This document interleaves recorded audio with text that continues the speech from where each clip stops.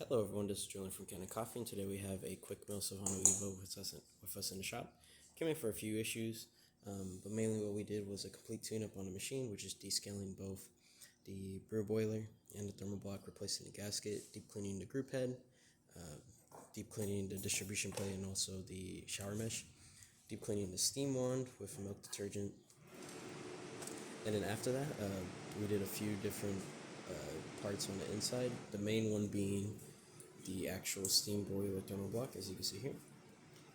It just wasn't getting hot enough to where it was making constant steam. It was pushing a lot of just pure water out compared to the dry steam that it usually does.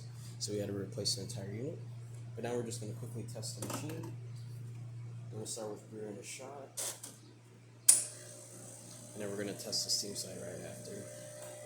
Don't worry if the shot runs a little too fast or slow. We're just making sure that the water's coming out the front. Turn that on. Pull this out.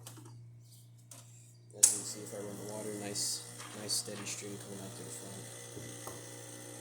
And then we're going to turn on the steam side. It's going to pump water through the thermal block, and as you can see, a really good high quality steam coming out of this thing.